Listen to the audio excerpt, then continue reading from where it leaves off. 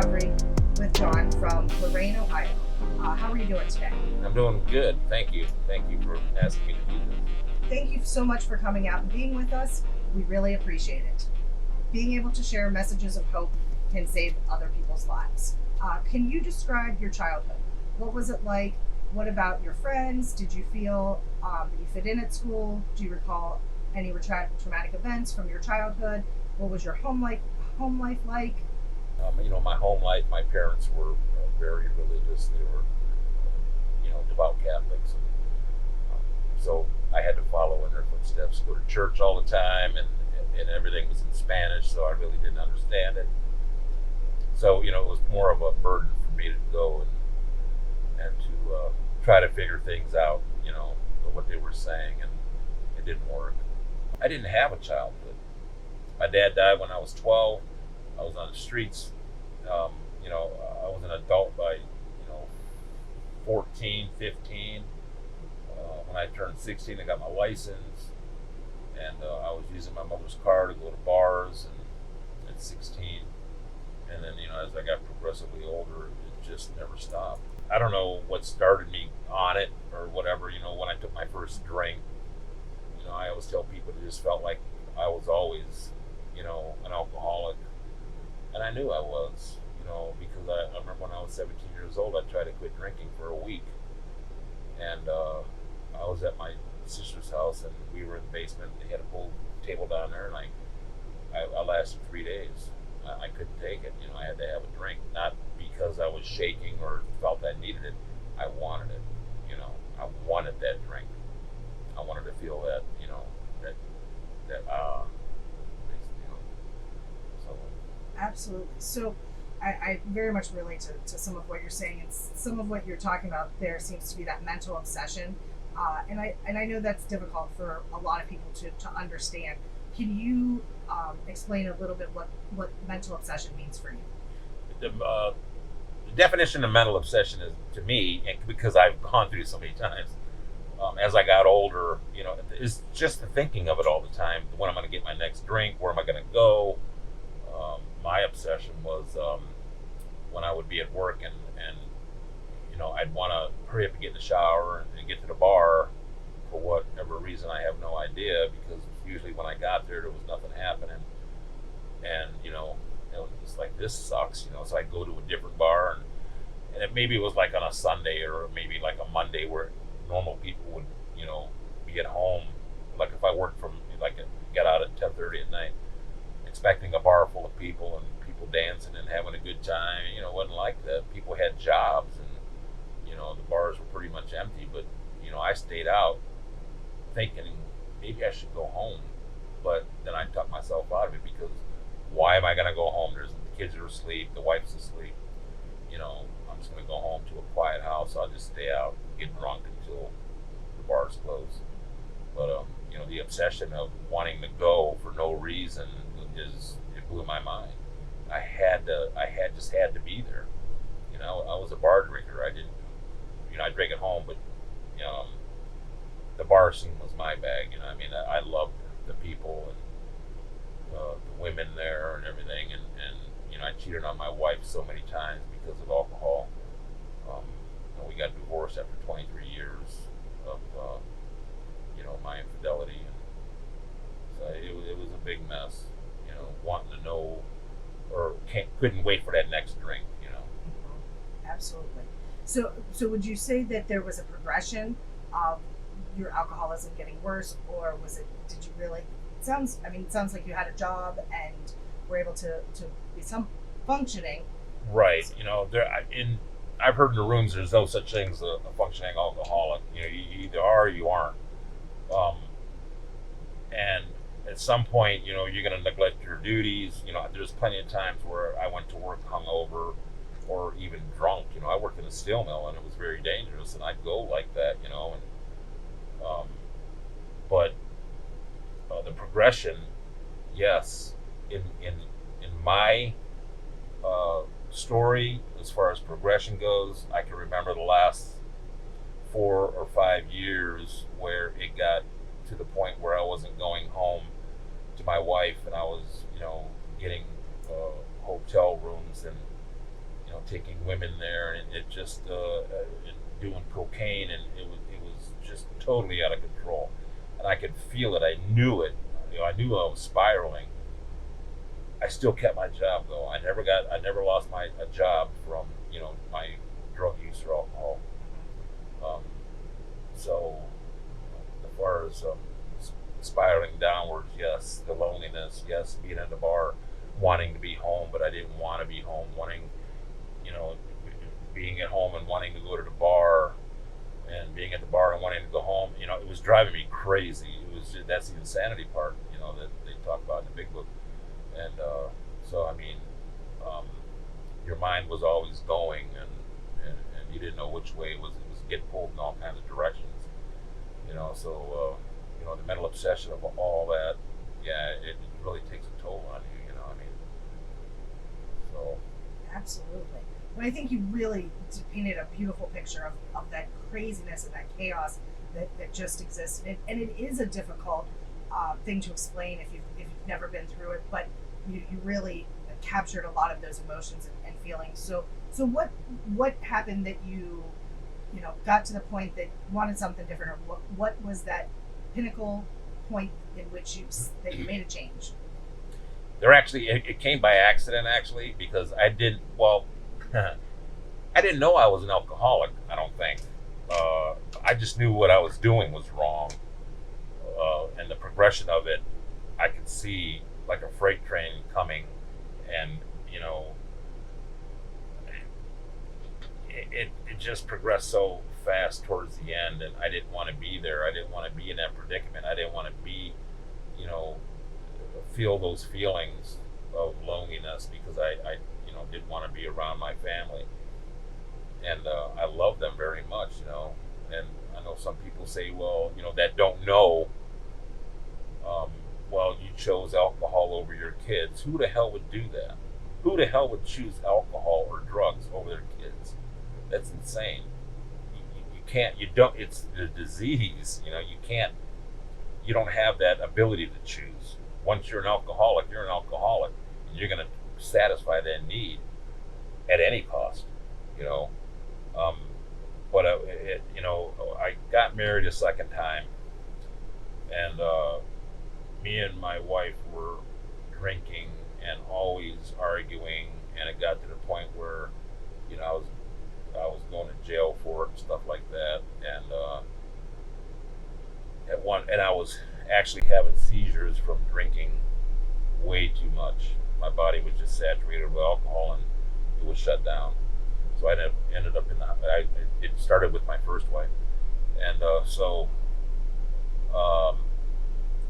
I had that thing going on, and the doctors finally realized that it was the alcohol that was doing it. And when I married my second wife, I started having seizures with her, and it wasn't like a seizure that you normally see, where you flop on the ground and you're biting your tongue, or you're flopping around like a fish. They called this a fallout seizure, where you would just be talking to somebody, and all of a sudden you fall out, and then you lose all recollection of what happened, and next thing you know, you're in the hospital.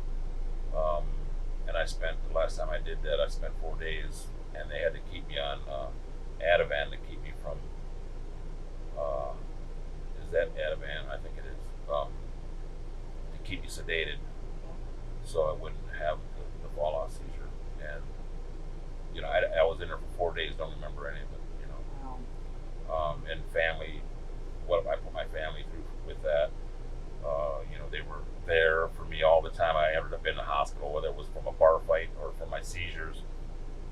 They were always there for me. I have a very loving family, and they tolerated it. I know I hurt them very much, but the medical aspect of it just was insane.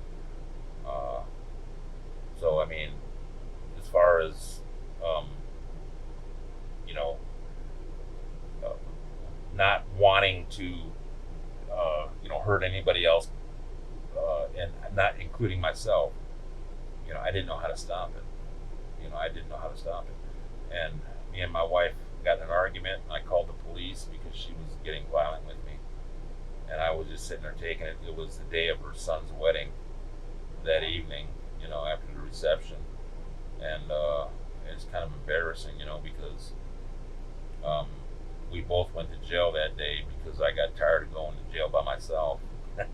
So she was argumentative with the police, and they took her away too as well, and that was the first time she's ever been in jail, and it was because of me, that hostage situation that I put her in. I took her with me because I vowed that I wasn't going to go to jail by myself this time. So I took that person and made her come into my life, my world, my alcoholic world, and I made her pay the price, And then when we finally got out, we went in front of the judge, and he suggested marriage counseling, so we both agreed. And this counselor that I had was a counselor that I had frequented from my first marriage, and so he knew who I was, and and then my wife had just out of nowhere said that I was having seizures from drinking, and at that point in time, the counselor said, "I can't help you guys anymore, John. You're gonna have to get sober before we can continue this." And then he started getting on the phone, calling all these sober places, and it just came so fast. I didn't even know what hit me. Mm-hmm. The next thing I can't drink anymore. He told me, and I gotta be sober. I gotta get sober, and my mind was just racing. How am I gonna survive? Yep. But that was God doing for me what I couldn't do for myself, because about a week before that I had prayed, and I really meant it. I was in bed, and I said, "Please, Lord, take this from me. I don't want to do this anymore." But I didn't want to do the footwork. I just wanted it to be where He made me not want to drink anymore. I didn't know there was a plan. I didn't know I had to do work. At that point, I really didn't know. I just wanted him to stop drinking, and I begged and pleaded with him. So they called up Glen Bay. He did, and they got me a bed. And that was August 11th or August 8th of 2011, and I hadn't had a drink or a drug since then. It clicked with me after being drinking for 36 years heavily, and some drug use here and there, it just clicked with me. I felt that I don't even know what happened. I didn't feel like, oh, this is great, this is gonna happen. It just happened. I prayed for it, and God gave it to me. But He, along the way, I had to pay some prices. He wasn't done with me. But Glen Bay was the best thing that ever happened to me. It saved my life. And that was your first real attempt at making it work, doing Yes. something different. Yep. Okay. Yeah. So during that time, so you went to treatment. After you left treatment, is really when they say about the real work begins. So Right. what did you do for your recovery in those early days? Well, we had to do aftercare, and we had to do intensive outpatient, stuff. But the idea of putting my foot down and saying, I got to do this. I'm gonna do it because I was already in it. So why not? I'm that kind of guy where okay, let's do this. I jumped in with both feet. So that's what the aftercare and the IOP and all that. It really helped. Counselors and everything, and I just clung to it. So that's how that started. And they told me I had to go to home group, a sponsor. So I did get a home group in my hometown of Sheffield Lake, and a sponsor was a friend of mine who had 6 years at the time when I got sober. So I worked the steps, and they got a little easier and a little easier. After your fourth and fifth, I was okay with 1, 2, and 3 because I already had God in my life. Fortunate that you were able to work through the steps. Now, you had mentioned earlier on that you had spent a lot of time drinking in bars, and that seems where a lot of your social life was. So, and you had mentioned, not going back to bars once you got sober and whatnot. So how have you gone through and made that change of not going to bars? What do you do now in your free time? And Oh as my part of your God, I don't have free time. All that free time I thought, was going to happen wasn't, because it was all the stuff that I neglected. Cutting the grass, working on the house, and it's not all that. There's a lot of things to do besides drinking in a bar. I would sit in a bar and look out the window and say, man, it's such a nice day, and I'm going to do this, or I want to go here, and I want to go there, and then never do it because there you were in a bar on a sunny day when you could have been doing something else, but I just didn't know what that something else could be. I had to learn that, and there's so much stuff to do. Man, I don't have a whole lot of free time, because of all the stuff that needed to be done. And one of the things that I used to do when I would sit at a bar is talk about going to Key West. And, there's no way I can't afford that. Only rich people can do that. I can't go on vacations. I don't have the money. And yet other people with my same job are doing all that, owning boats and this and, other things that, only I thought the rich could do. Well, guess what? I was rich too. But yet, in the same token, I was rolling quarters, nickels, and dimes to try to get money to go drinking and stuff like that. But I squandered all my money on drugs and alcohol. But I finally did. After a few years of being sober, I went to Key West. Very cool. I drove down there with me and my wife, took a 2-week vacation, Wow. and we had a blast. That's and spectacular. it was just when I was doing it, or when I got there, I'm like, I couldn't believe that I thought that I could never do this, and how blessed I was to be able to do that. And here I am in Key West, and I always thought that it was only for the rich. No, it was for the people who had their things together, their stuff together, and can plan things and save money for it. Oh, it was so great. Yeah, that was my first thing that I did. Excellent. Big Mhm. thing. So Yeah. it was really cool. Yeah, very cool. So, what other? One of the things that we talk about is how much of a life you give back. What does your day-to-day life look like? I wanted a new life, and I got a new life. That's what I'm working on now. Going to work sober, going to work every day, even working overtime, to make some money to save for other things besides drugs and alcohol. And I have a clearer head. I can sleep at night. I don't wake up anymore with sweats, and I can lay my head down and close my eyes and not worry about anything. I'm totally stress-free, within certain limits. We all have stuff to worry about, but not like I used to. Court dates. Is she gonna turn me in? Is she gonna prosecute me? Is she gonna, because I always was in, domestics all the time with different women, and it was all bad, and little did I know there was something else, waiting for me. It was, my God that did it for me. I had faith in Him and answered my prayers. And so, I just do what I want.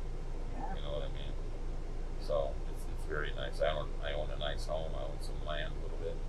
That never would have happened. I never thought I would own another home. It's nice, and nice vehicles, and stuff that I could never afford. I drive a car till it died. I was able to buy my wife new cars every 2 or 3 years. Stuff that never would have happened. Right. I'd be dead now if I was still in addiction, because I had so many health problems. I had type 1 liver cirrhosis, and my diabetes, and high blood pressure. And I'm doing all that in the seizures, and so it all came to light when I stopped drinking, and it's nothing that I look forward to because I didn't know it was there. It just, when it came, like you'd be able to recognize what God does for you, my God, and be able to see that and to be able to enjoy it and to be able to thank them and praise them for it, I think it's awesome. And I love it. I love it to death. I couldn't ask for better children, even though I wasn't there for them. But they always loved me. My God, it's just unbelievable. Well, I think it's a real testament to how relationships can be repaired, and really how really how they can be repaired, and how you can have that very full life and very much part of each other, and you show up for them and they're there for you, and that's a beautiful thing to be able to experience. Yeah, and if you don't have that, don't give up, because not all families are as fortunate as I was or am. Some people can't forgive, and that's a shame. But I don't know, keep trying. What you shared today, you really gave an insight into what really so many different facets of the active addiction and into the recovery experience. And I believe that your story will help somebody. I hope so. Being able to I hope it does. share openly is really really amazing. We're very grateful. Well, thank you. Thank you very much. Is there anything else you'd like to share that we didn't cover, or that you feel is important for our listeners to hear? Actually, I think we've covered pretty much of it. But if you're new, and you're going to hear this, if you're new, keep coming back. And this is going to make you sick because you're going to hear it all the time. Get a sponsor. Get into the big book. Get your steps done, and you're going to hear that time and time again. But you know what? It's meant to be pounded in your head, so you get it. You're not. Some people might not get it right away, but you keep coming back, you'll get it. And you guys are the ones that we're praying for. So stay sober, stay safe. Thank you so much. We appreciate you coming out today to Let's Get Real here in Lorraine County. Your story is going to help so many people that think that they are alone and that there's no hope. You are proof that there is a way out of addiction.